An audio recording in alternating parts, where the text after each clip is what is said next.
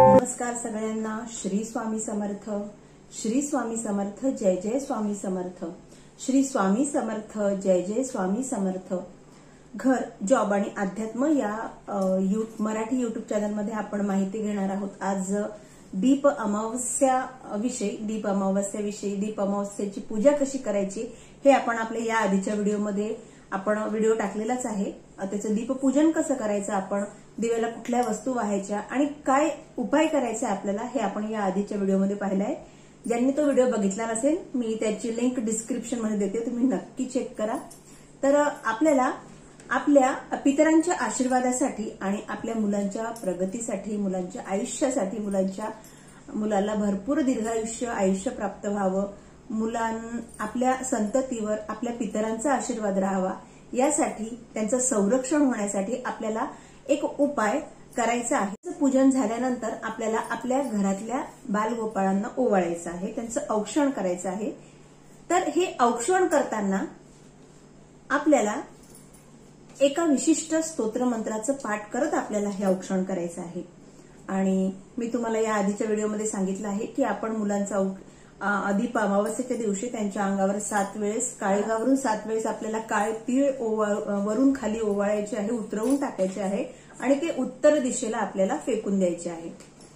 आणि आपण दीप अमावस्या साजरी करतो दिव्यांसाठी, दिव्यांचं पूजन म्हणून. कारण प्रत्येक आपल्या इथून पुढे आपले श्रावण मासापासून वेगवेगळे सणांची सुरुवात होते.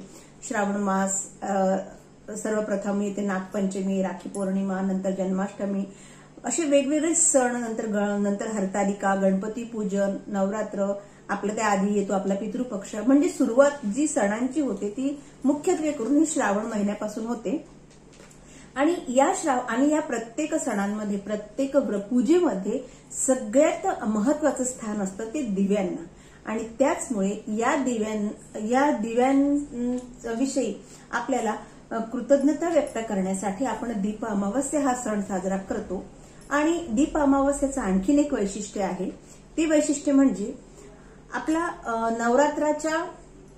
नवरात्राच्या आधी आपला येतो पितृपक्ष, म्हणजे गणपती अनंत चतुर्दशी झाल्यानंतर भाद्रपद मासामध्ये पितृपक्ष येत असतो. आणि त्या पितृपक्षामध्ये आपण आपल्या पितरांचं पूजन करत असतो. आपले पित्र, अशी मान्यता आहे की आपले पित्र पृथ्वीवर येतात आणि आपण त्यांचा जो काही भाग असतो, त्यांचा जो काही त्यांना जे काही आपल्याकडून त्यांना जे काही देणं असतं ते आपल्याला द्यायचं असतं ह्या पितृपक्षामध्ये. तर आपले हे जे पूर्वज असतात, आपले हे जे पितृदेव असतात, हे या दीप अमावस्येच्या दिवशी म्हणजेच आषाढ अमावस्येच्या दिवशी त्यांच्या पितृलोकातून भ्रमण करायला, म्हणजे पृथ्वी तलावर येण्यासाठी मार्गक्रमण करत असतात. त्यांची प्रवासाला दीप अमावस्या म्हणजे आषाढ महिन्यातील अमावस्येला सुरुवात होते.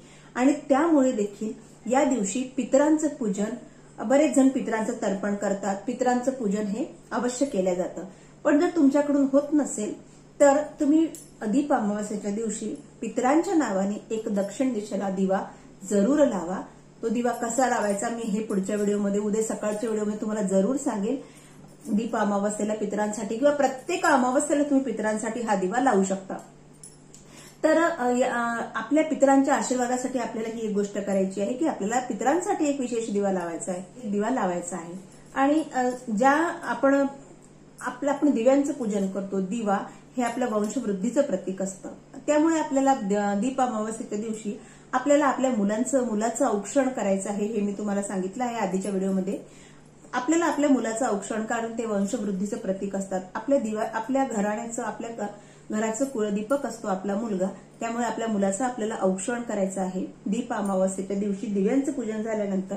आणि याच बरोबर आपल्याला आपल्या मुलीचं, कारण ती 2 वंशाची समयी असते. मुलगा तरी एकाच वंशाचा दिवा असतो, पण मुली ह्या 2 वंशामध्ये प्रकाश पसरवित असतात. त्यामुळे त्यांचं देखील आपल्याला औक्षण करायचं आहे. आणि औक्षण करताना आपल्याला आवर्जून रामरक्षा स्तोत्राचं पाठ करायचं आहे. तर रामरक्षा स्तोत्रच का म्हणायचं आहे, तर यामागे एक विशेष कारण आहे.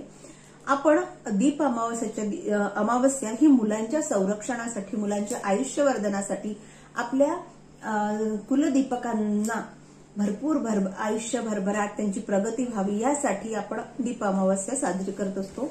आणि रामरक्षा स्तोत्रामध्ये प्रत्येक स्तोत्र हे प्रत्येक अवयवांचं रक्षण करण्यासाठी, त्यात प्रत्येक अवयवांचं रक्षण होण्यासाठी मंत्र दिलेले आहेत. त्यामुळे आपल्याला रामरक्षा स्तोत्राचं पाठ जरूर करायचं आहे. रामरक्षा स्तोत्रामध्ये सांगितलं आहे, या रामरक्षा स्तोत्रामध्ये एक खूप छान श्लोक आहे.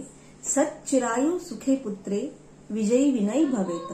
सच्चिरायु सुखी पुत्रे विजयी विनयी भवेत.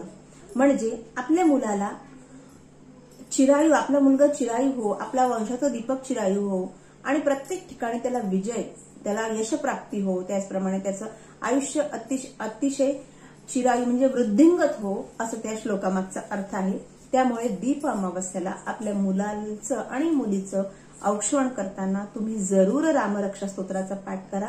कारण यामुळे आपल्या मुलांचं चहूकडून संरक्षण होणार आहे, त्यांच्या प्रत्येक अवयवांचं संरक्षण होणार आहे. रामरक्षा स्तोत्राचं महत्वच इतकं आहे. त्यामुळे तुम्ही ही सेवा जरूर करा. आता तुम्ही म्हणाल की स्तोत्र औक्षण करताना रामरक्षा स्तोत्र कसं म्हणायचं, तर तुम्ही एखाद्या दुसऱ्या व्यक्तीला शेजारी बसून रामरक्षा म्हणायला लावू शकता आणि तुम्ही औक्षण करू शकता. औक्षण हे मातेनेच आपल्या मुलांचं करायचं आहे. तर आशा करते व्हिडिओ आवडला असेल तर लाईक करा, चॅनलवर पहिल्यांदा असाल तर सबस्क्राईब करा. पुन्हा भेटूया. श्री स्वामी समर्थ.